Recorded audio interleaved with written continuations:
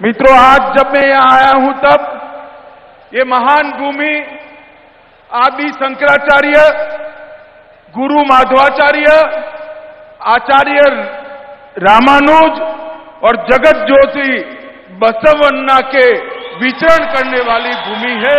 इसको प्रणाम करता हूं मैं। ಹಾಗೆ ಪೂಜ್ಯ ಆದಿಶಂಕರರನ್ನ ಸ್ಮರಣೆ ಮಾಡ್ತಾ, ಹಾಗೆ ರಾಮಾನುಜಾಚಾರ್ಯರನ್ನು ಕೂಡ ಸ್ಮರಣೆಯನ್ನು ಮಾಡ್ತಾ, ಜಗಜ್ಯೋತಿ ಬಸವೇಶ್ವರರನ್ನ ಧ್ಯಾನ ಮಾಡ್ತಾ ಈ ಒಂದು ಕಾರ್ಯಕ್ರಮವನ್ನು ಶುರು ಮಾಡೋಣ। मित्रों, आचार्य रामानुज ने अपने जीवन के 12 साल यहीं पर मेलेकोटे में मांड्या में व्यतीत कर धर्म का पुनर्जागरण का काम किया था।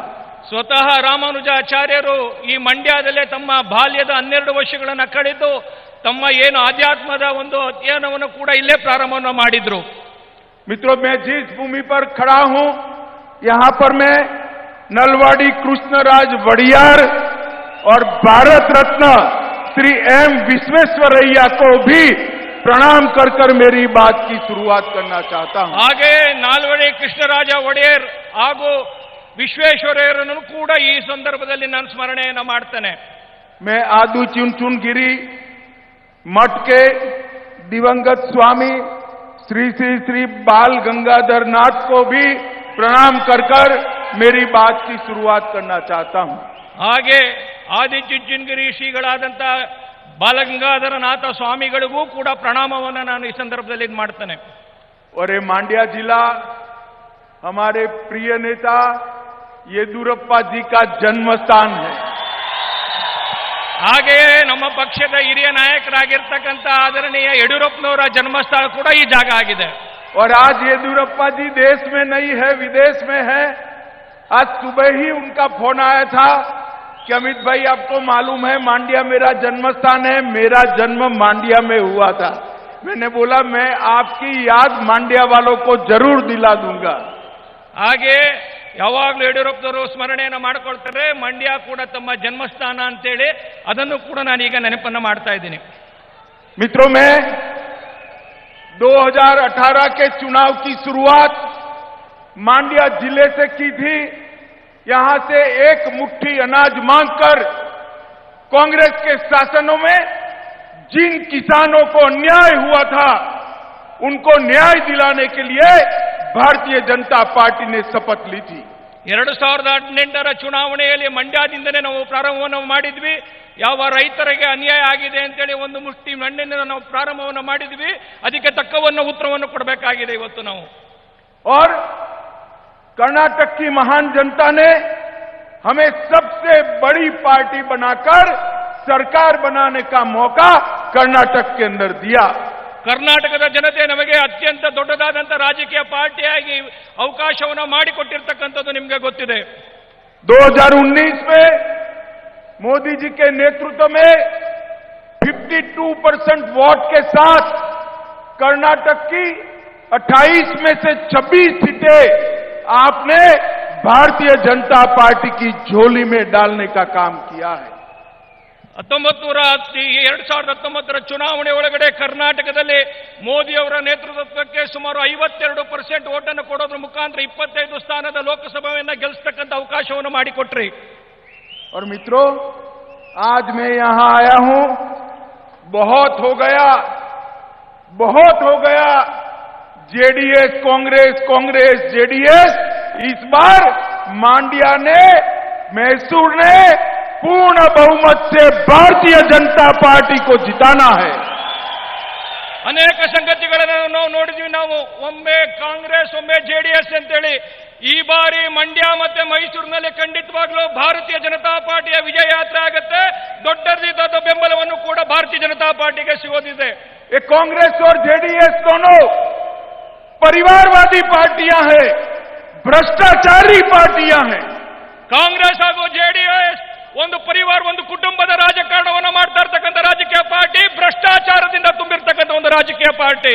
मित्रों, हमने दोनों के शासन देखे हैं। कांग्रेस आती है तो कर्नाटक दिल्ली का एटीएम बन जाता है। ಕಾಂಗ್ರೆಸ್ ಬರುತ್ತೆ, ಕರ್ನಾಟಕ ಮತ್ತೆ ದಿಲ್ಲಿಯ ವ್ಯತ್ಯಾಸವನ್ನು ಹೇಳುವಂತ ಒಂದು ಪ್ರಯತ್ನವನ್ನು ಮಾಡುತ್ತೆ. और जेडीएस आती है तो एक परिवार के लिए एटीएम बन जाता है. ಜೆಡಿಎಸ್ ಯಾವಾಗಲೂ ಯೋಚನೆ ಮಾಡುತ್ತೆ ಒಂದು ಕುಟುಂಬವನ್ನ ಹೇಗೆ ಒಂದು ವಂಶವನ್ನ ಪೋಷಣೆ ಮಾಡಬೇಕು ಅಂತ ಹೇಳಿ. बारी बारी ये दोनों पार्टियों ने भ्रष्टाचार कर कर्नाटक के विकास को रोकने का काम किया है. ಪ್ರತಿ ಬಾರಿಯೂ ಎರಡು ಪಕ್ಷಗಳು ಇದೇ ಮಾಡಿ ಭ್ರಷ್ಟಾಚಾರದಿಂದ ತುಂಬಿ ಇಡೀ ರಾಜಕಾರಣವನ್ನು ಹೊಲಸು ಮಾಡತಕ್ಕಂಥ ಕೆಲಸವನ್ನು ಕೂಡ ಮಾಡುತ್ತೆ. और मित्रों, अब समय आ गया है परिवारवाद और भ्रष्टाचार से मुक्त करने का.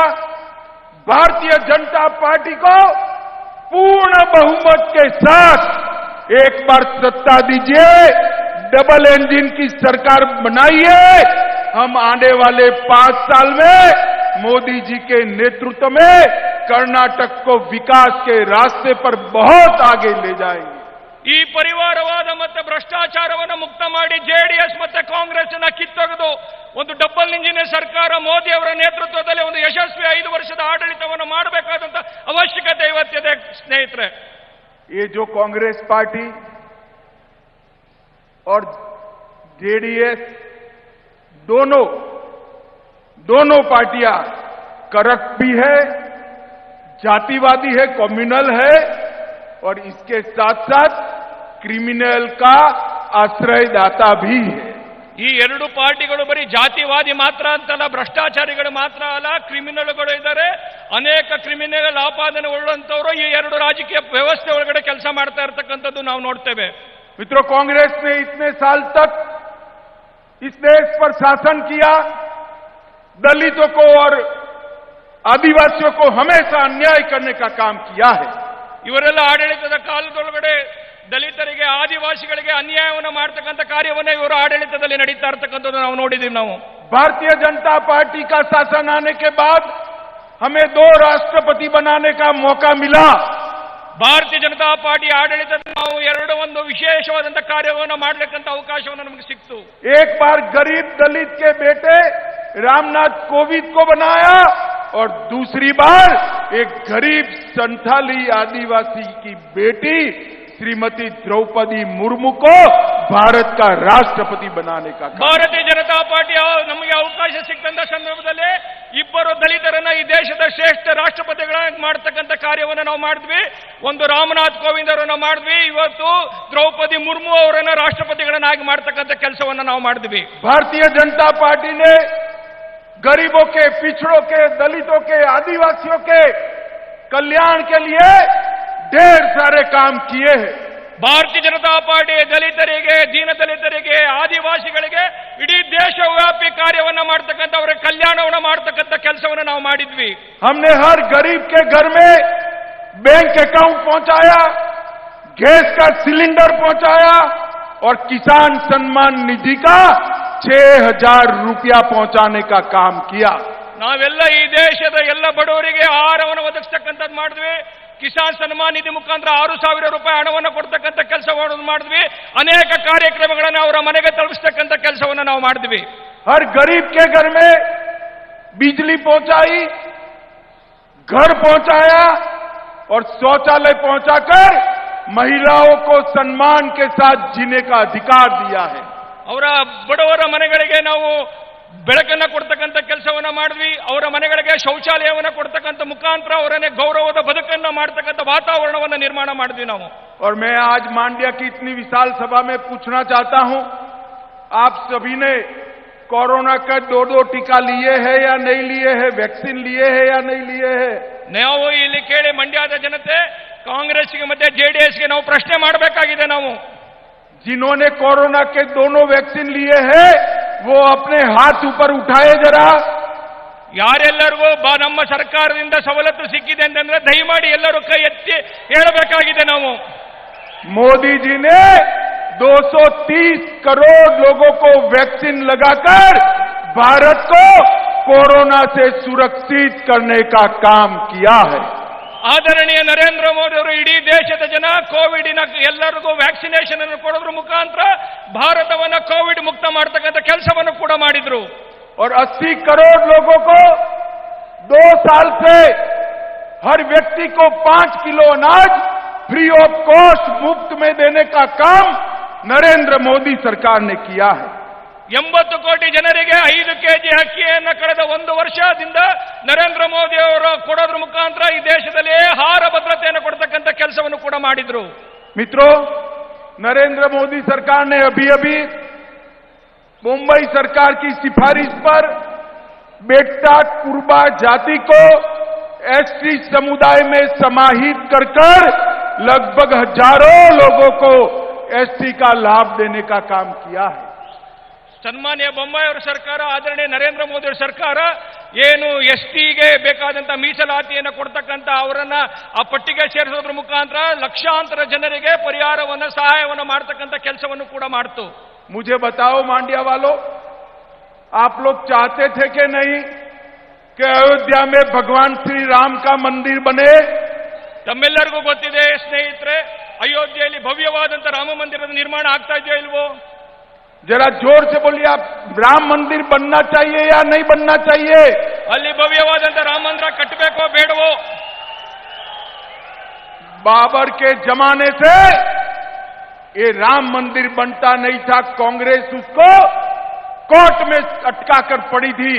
मोदी जी ने 2019 में राम जन्मभूमि का शिलान्यास किया और युवाओं, मैं आपको बताने आया हूं, 1 जनवरी 2024 का रिजर्वेशन अयोध्या का करा लीजिए। अयोध्या में भव्य राम मंदिर वहां पर बनकर तैयार हो जाएगा। ಅನೇಕ ವರ್ಷಗಳು ಕಾಂಗ್ರೆಸ್ ಭವ್ಯವಾದಂತ ರಾಮ ಮಂದಿರದ ನಿರ್ಮಾಣಕ್ಕೆ ಬಹಳ ತೊಂದರೆಯನ್ನು ಕೊಟ್ಟಿದ್ದು ಕೂಡ 2019ನೇ ಇಸ್ವಿ ಒಳಗಡೆ ಶಿಲಾನ್ಯಾಸವನ್ನು ಮಾಡುವ ಮುಖಾಂತರ 2024ಕ್ಕೆ ನಮ್ಮ ಮುಂದೆ ಭವ್ಯವಾದಂತ ರಾಮ ಮಂದಿರದ ನಿರ್ಮಾಣ ಆಗತ್ತೆ। ಇಲ್ಲಿನ ಯುವಕರೇ ಇವತ್ತೇ ಯೋಚನೆ ಮಾಡಿ, ಭವ್ಯವಾದಂತ ರಾಮ ಮಂದಿರದ ನಿರ್ಮಾಣ ಈ ದೇಶದಲ್ಲಿ ಆಗೋದು ತಾವು ನೋಡ್ತಾ ಇದ್ದೀರಿ।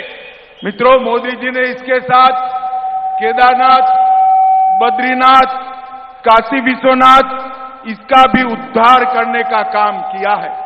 ಬರೀ ಇಷ್ಟೇ ಮಾತ್ರ ಅಂತಲ್ಲ, ಏನೆಲ್ಲ ಪುನರುತ್ಥಾನದ ಕಾರ್ಯ ಅದು ಕಾಶಿ ವಿಶ್ವನಾಥನನ್ನ ಮಾಡಿದ್ರು, ಕೇದಾರನಾಥದಲ್ಲಿ ಭವ್ಯವಾದಂತ ನಿರ್ಮಾಣವನ್ನು ಮಾಡತಕ್ಕಂತ ಕೆಲಸ ಮಾಡಿದ್ರು। ಪ್ರತಿಯೊಂದು ಈ ತರದ ಸಂಗತಿಗಳನ್ನ ನಿರ್ಮಾಣದ ಮುಖಾಂತರ ನಾವು ಕಾರ್ಯವನ್ನು ಮುಂದುವರಿಸ್ತಾ ಇರ್ತಕ್ಕಂಥದ್ದು ನೋಡಿದ್ದೀವಿ ನಾವು। कांग्रेस ने इस मैसूर क्षेत्र के विकास के लिए, जेडीएस ने इस मैसूर क्षेत्र के विकास के लिए, मांड्या के विकास के लिए कुछ नहीं किया। ಕಾಂಗ್ರೆಸ್ ಕರ್ನಾಟಕ ಮತ್ತೆ ಜೆಡಿಎಸ್ ಮೈಸೂರು ಮಂಡ್ಯ ಭಾಗದಲ್ಲಿ ಈ ಭಾಗದ ವಿಕಾಸಕ್ಕೆ ಏನು ಕೆಲಸವನ್ನು ಮಾಡಲಿಲ್ಲ। भारतीय जनता पार्टी ने मैसूर बैंगलोर एक्सप्रेस वे बनाने का काम किया, मौजूदा रेलवे को 2 लेन बनाने का काम किया, इसके इलेक्ट्रिफिकेशन का काम किया। ಭಾರತೀಯ ಜನತಾ ಪಾರ್ಟಿ ಮೈಸೂರು ಮತ್ತು ಬೆಂಗಳೂರಿನ ಮಧ್ಯೆ ಎಕ್ಸ್ಪ್ರೆಸ್ ರೈಲ್ವೆ, ಹಾಗೆ ರೈಲಿಗೆ ಬೇಕಾದಂತ ಈ ಡಬಲ್ ಟ್ರ್ಯಾಕ್, ಹಾಗೆ ಎಲೆಕ್ಟ್ರಿಫಿಕೇಶನ್ ಮಾಡತಕ್ಕಂತ ಕೆಲಸವನ್ನು ಕೂಡ ನಮ್ಮ ಸರ್ಕಾರದ ಅವಧಿಯಲ್ಲಿ ನಾವು ಮಾಡಿದ್ವಿ। नहीं, रेलवे का बता दिए मैंने। मैं बोम्बाई जी को बहुत बहुत अभिनंदन देना चाहता हूं। आपकी माई शुगर फैक्ट्री बंद थी, वो माई शुगर फैक्ट्री को चालू करने का काम हमारे ऐसा बोम्बाई जी ने किया। ನಾನು ಬೊಮ್ಮಾಯಿ ಅವರಿಗೂ ಕೂಡ ಅಭಿನಂದನೆಯನ್ನು ಸಲ್ಲಿಸ್ತೇನೆ। ಏನು ಮಂಡ್ಯದ ಮೈ ಶುಗರ್ ಕಾರ್ಖಾನೆ ನಿಂತು ಹೋಗಿತ್ತು, ಅದನ್ನು ಪುನರಾರಂಭ ಮಾಡತಕ್ಕಂತ ಕೆಲಸವನ್ನು ಮಾಡಿದ್ರೆ ಅದಕ್ಕೆ ನಾನು ಮಾನ್ಯ ಮುಖ್ಯಮಂತ್ರಿಗಳಿಗೆ ಅಭಿನಂದನೆಯನ್ನು ಕೂಡ ಸಲ್ಲಿಸ್ತೇನೆ। मित्रों, मोदी जी ने किसानों के लिए ढेर सारे काम किए हैं। मोदी जी ने 6,000 रुपया किसान कल्याण निधि भेजी। येदुरप्पा जी ने इसके साथ 4,000 रुपया जोड़कर हर साल हर किसान को 10,000 रुपया सीधा इसके बैंक अकाउंट में भेजने का काम ये भारतीय जनता पार्टी की दोनों सरकारों ने किया। ಭಾರತೀಯ ಜನತಾ ಪಾರ್ಟಿ ಇಲ್ಲಿಯ ರೈತರಿಗೆ ಏನು ಮೋದಿ ಅವರು ಕೊಟ್ಟಿರ್ತಕ್ಕಂಥ 6,000 ರೂಪಾಯಿ, ಹಾಗೆ ಸನ್ಮಾನ್ಯ ಯಡಿಯೂರಪ್ಪನವರು ಕೊಟ್ಟಿರ್ತಕ್ಕಂಥ 4,000 ರೂಪಾಯಿ, ಒಟ್ಟು 10,000 ರೂಪಾಯಿಯನ್ನ ಅನೇಕ ರೈತರಿಗೆ, ಲಕ್ಷಾಂತರ ರೈತರಿಗೆ ಕರ್ನಾಟಕದಲ್ಲಿ ಕೊಡ್ತಕ್ಕಂಥ ಕೆಲಸವನ್ನು ನಾವು ಮಾಡಿದ್ವಿ। और अब तक कर्नाटक के 50 लाख किसानों को 11,000 करोड़ रुपया सीधा बैंक अकाउंट में देने का काम केंद्र और कर्नाटक की भारतीय जनता पार्टी की सरकार ने किया है। ತಮಗೆ ಗೊತ್ತಿರಲಿ, ಕರ್ನಾಟಕದ 40 ಲಕ್ಷ ರೈತರಿಗೆ ಸುಮಾರು 11,000 ಕೋಟಿ ರೂಪಾಯಿ ಹಣವನ್ನ ನೇರವಾಗಿ ಕೊಡ್ತಕ್ಕಂಥ ಕೆಲಸವನ್ನ ಮೋದಿ ಅವರ ಸರ್ಕಾರ ಮಾಡಿದೆ. केंद्र की माइक्रो इरिगेशन योजना में 1100 करोड़ रुपया दिया। लघु सिंचाई योजना के लिए भी 58% बजट बढ़ाया और लगभग 3 लाख हेक्टेयर भूमि में एडिशनल सिंचाई का काम नरेंद्र मोदी सरकार ने किया है। ನರೇಂದ್ರ ಮೋದಿ ಅವರ ಸರ್ಕಾರ ರೈತರ ಕೃಷಿಗೆ ಉತ್ತೇಜನ ಕೊಡ್ತಕ್ಕಂಥ ಸುಮಾರು 1,200 ಕೋಟಿ ರೂಪಾಯಿ ವಿಶೇಷ ಸವಲತ್ತು ಮುಖಾಂತರ ಈ ಭಾಗದೊಳಗಡೆ ಸುಮಾರು 3 ಲಕ್ಷ ಹೆಕ್ಟೇರ್ಗಳಲ್ಲಿ ಬೆಳೆಗೆ ಬೇಕಾದಂತ ಸಂಗತಿಗಳನ್ನು ಕೊಡ್ತಕ್ಕಂಥ ಕೆಲಸವನ್ನು ನಾವು ಮಾಡಿದ್ವಿ. मोदी येदियुरप्पा जी और बसवराज बोम्मई ने 3 साल में कृषि के लिए 13,900 करोड़ रुपया किसानों के लिए आवंटित कर पहली बार किसान की सरकार होने का गर्व हासिल किया है। ಸನ್ಮಾನ್ಯ ಯಡಿಯೂರಪ್ಪನವರು ಹಾಗೆ ಆದರಣೀಯ ಬಸವರಾಜ ಬೊಮ್ಮಾಯಿ ಅವರ ಸರ್ಕಾರ ಈ ರಾಜ್ಯದ ರೈತರಿಗೋಸ್ಕರ ಕಳೆದ 3 ವರ್ಷಗಳಲ್ಲಿ ಇಷ್ಟು ದೊಡ್ಡ ಪ್ರಮಾಣದ 13,000 ಕೋಟಿ ಅಷ್ಟು ದೊಡ್ಡದು ಆದಂತ ರೈತರ ಬೆಳವಣಿಗೆಗೆ ಅವರಿಗೆ ಕೃಷಿಗೆ ಬೇಕಾದಂತ ಉತ್ತೇಜನವನ್ನು ಕೊಡ್ತಕ್ಕಂಥ ಕೆಲಸವನ್ನು ಮಾಡಿತು.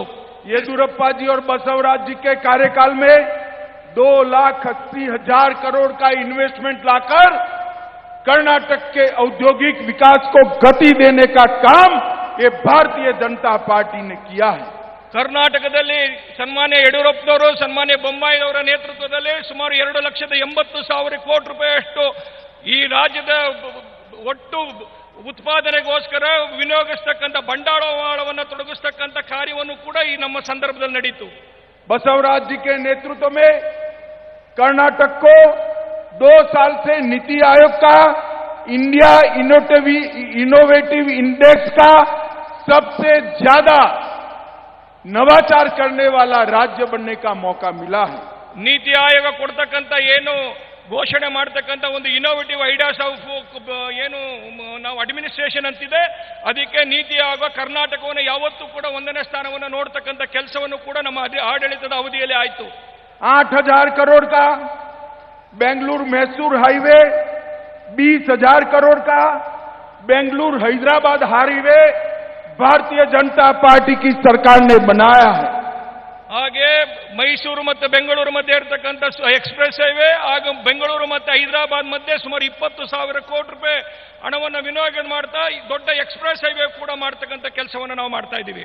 हवाई अड्डे के लिए अभी टर्मिनस 2 बना, उसके लिए बेंगलोर में 5,000 करोड़ रुपया नरेंद्र मोदी सरकार ने टर्मिनस 2 के लिए खर्च किया है।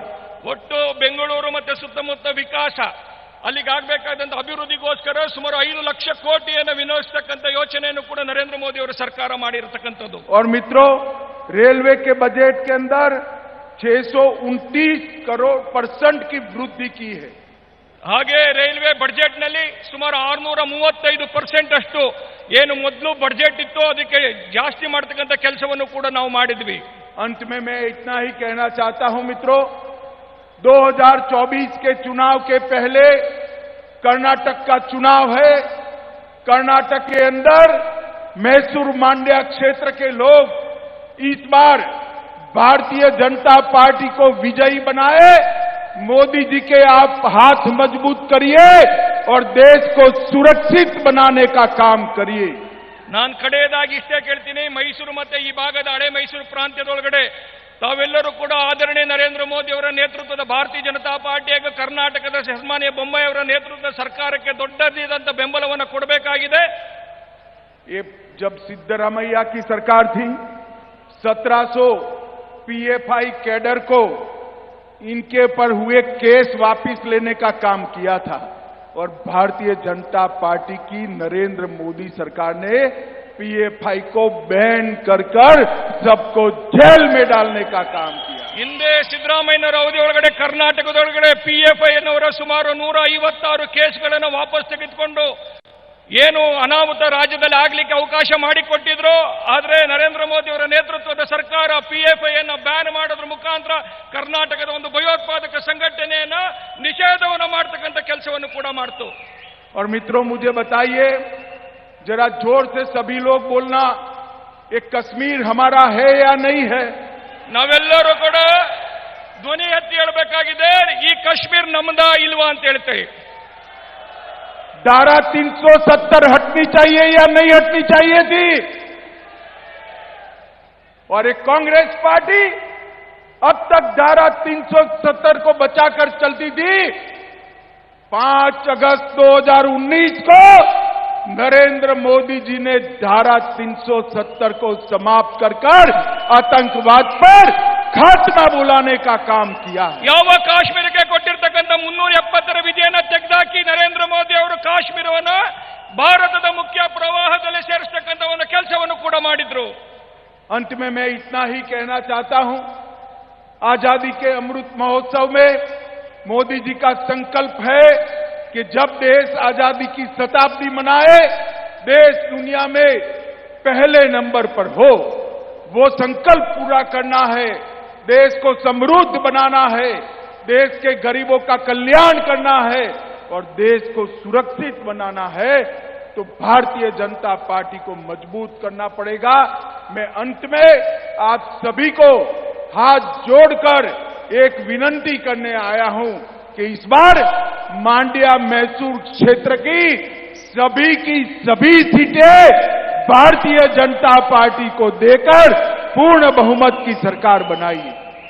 ಭಾರತದ ಈ ಅಮೃತ ಗಳಿಗೆ ಸಂದರ್ಭದೊಳಗಡೆ ಭಾರತವನ್ನು ಭವ್ಯವಾಗಿ ವಿಕಾಸವನ್ನು ಮಾಡ್ತಾ, ಭಾರತವನ್ನು ಸದೃಢಗಳನ್ನು ಮಾಡ್ತಾ, ಈ ದೇಶದ ಒಂದು ಶಕ್ತಿಯನ್ನು ಜಗತ್ತಿಗೆ ತೋರಿಸತಕ್ಕಂಥ ರೀತಿಯಲ್ಲಿ ಭಾರತವನ್ನ ಕಟ್ಟತಕ್ಕಂಥ ಕೆಲಸವನ್ನು ಮಾಡಬೇಕಾಗಿದೆ. ಅದಕ್ಕೋಸ್ಕರ ಈ ಭಾಗದ ಜನ ಭಾರತೀಯ ಜನತಾ ಪಾರ್ಟಿಗೆ ಬೆಂಬಲವನ್ನು ಕೊಡೋದ್ರ ಮುಖಾಂತರ ಈ ದೇಶವನ್ನು ಕಟ್ಟತಕ್ಕಂಥ ಕೆಲಸಕ್ಕೆ ತಮ್ಮ ಬೆಂಬಲ ಬೇಕಾಗಿದೆ. मेरे साथ दोनों हाथ उठाइए, उठाइए दोनों हाथ. भाजपा की सरकार बनाने का संकल्प लेकर मेरे साथ जोर से बोलिए, भारत माता की जय, भारत माता की जय, भारत माता की जय, वंदे मातरम, वंदे मातरम. News first, प्रतीक्षणा निम्मदिगे.